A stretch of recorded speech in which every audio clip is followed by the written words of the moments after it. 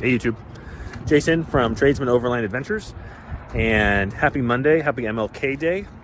And as I wanted to kind of get some video production out on the channel, I'm recognizing that it's actually a little bit more challenging to get started. And for me at least, it's like, well, what do you say? Do you do a rig walk around? I've kind of given you some introductions on the vehicle itself. If this were a Tacoma or a Wrangler, I wouldn't have to do a rig walk around because everybody would know what it is. And even for power wagons, there's a fair number of walk around videos out there, right? Not so much for tradesman power wagons. So I want to take this opportunity, and I had hoped for better weather or a little bit more idyllic of location, but we got some snow last night in Northern Virginia. A dusting of snow with a little bit of rain mixed in equals the apocalypse. It's a little hyperbole there. So I had to go out to a local park because my kids are running around crazy in the front yard. And we just try to be in the video constantly. So I think what I'll do is I'll just walk around the vehicle really quick and then show you maybe some of the differences. There's a lot of good Ram 2500 videos out there, and there's a lot of good power wagon videos. There's not always a lot of good 2500 tradesman power wagon videos, at least that I've seen so far, beyond the kind of like, hey, we got a press car and let's talk about it, let's talk about the differences. Maybe that's all this will end up being. But I'm gonna at least give you an understanding of the kind of vehicle that I'm starting with and why I'm starting with it. Touch on that a bit, and then talk about a few modifications that I have done already, and then we'll talk about a little bit more. All right, here we go. So this is my 2021 Ram 2500 Power Wagon with the Power Wagon package. A little bit of background. I had a Ford Excursion, 2000 Ford Excursion 7.3 that I poured my heart and soul and an awful lot of money into, and I really just needed a pickup truck. This was going to be my overland adventure rig, and I was throwing a lot of money at it for repairs, and the juice started to end up not being worth the squeeze, although I still mess that vehicle to this day. So I got rid of it during kind of the high point of the market and had a gap of about 4 or 5 months without an off-road vehicle, and I really missed it. And I was always on the hunt. I like power wagons, but I knew I really wanted to have a tradesman. They're actually really hard to find. So it turns out that I got this used. Somebody traded it in at a place out in California, Maryland, if you're familiar with it, because I wasn't. 7,000 miles on it. They say they didn't tow it the way that they wanted to, so they traded in a Ford diesel. So I think it kind of snuck under the radar, because at least where I am, tradesmen's or power wagons are kind of hard to find. They don't sit in the lots very long, and they get sucked up, especially, you know, even with all the craziness of new cars notwithstanding. I've noticed it a lot with here, and then I could never find a tradesman power wagon. And kind of for my price point and what I wanted, I didn't need all the bells and whistles. I think this one stayed on the market so long because they didn't advertise it with the power wagon package. They said Ram, tradesman, and then you had to poke around, and I noticed it immediately because it had the chrome bumper and obviously the winch. So I got it with 7,000 miles. I could tell the guy didn't beat on it at all because the winch hadn't even been unspooled yet. If you're familiar, you can see here with the fair lead, they don't come from the factory like this. They come from the factory with everything tucked inside, and the hook is in a bag underneath the back seat. So he clearly hadn't off-roaded it because it wasn't out. So I appreciated that, knowing that it had been beaten on beforehand. So about 700-800 miles on the rig, and I got it in this era. I mean, I look back on this film in the future and be like, completely overpaid for 3 or 4 below MSRP, which I thought for 7,000 miles in this market was not bad. I think they were having a difficulty moving the truck because I think to a lot of people it appeared to be an overpriced tradesman, 6'4" tradesman. Anyways, so let's start at the front. And one of the things that really attracted me, obviously, is the capabilities, but I actually really like, I don't care for the power wagon grill. I really like the base tradesman grill. I think it looks pretty cool, and it makes things look different. At first, I was not a fan of the chrome bumpers. maybe it's kind of growing on me just to make things a little different. We'll see how I know some other folks out there have commented like, well, chrome doesn't do well up where I am in the Northeast or wherever. We'll see how it lasts here.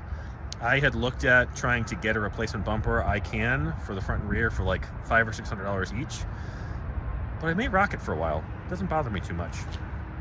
Anyways, the rig is a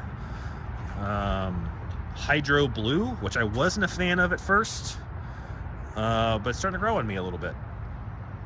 So it's not heavily optioned, which is exactly what I like.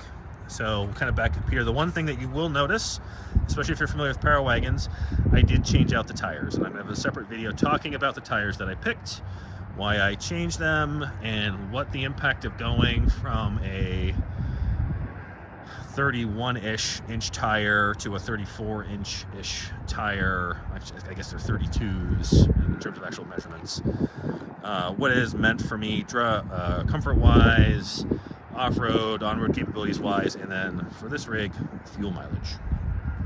So just walking out around the outside, I kept the wheels. I didn't feel like paying for new wheels at this point. And then let's walk it around. One of the things I did appreciate with this, so I did have some requirements, right? I have 5 kids. I have a wife who likes to be able to get in and out of the rig, and so I was pricing out other vehicles, and even if I don't like the step bars, I don't really need them. I'd like to have rock rails. Number one, I don't really go off-road. I don't rock crawl all that hard, or haven't yet, but I do get in and out of the vehicle every day, and my wife does every so often as well, especially my kids. My 4-year-old appreciates having a step to get up into, or I just hoist him up in there. So it doesn't show up on the Monroney as an option, but I think the previous owner put them on there, which is fine, and they'll do for what I need now. One of the other options that I really liked is it comes with the bed utility group. So I added the slow opening, the DZ tailgate. I know Nick Mango on YouTube, if you're not familiar with him, he's got a great channel. Does a lot of Ram 2500 stuff. Talked about adding the factory one. This one was $25 and took me about an hour to install. I've had it on my Ram 1500. I had the past, it was great. So anyways, one of the options that this came with was the factory installed bed liner. It's got the lighting package, and for me, what was really cool was it's got the power port in the back. So I need to see what exactly that'll run. If I can when I go on trips, if I can keep my refrigerator plugged in the back of that. Back here, I've got some plans for the back of the truck, which I'll talk about later. Those are kind of really the only external options. I can walk people through the Monroney. In fact, I'll post it below. I did get the flip-up mirrors with the lights, which is fine. I don't tow a lot with it.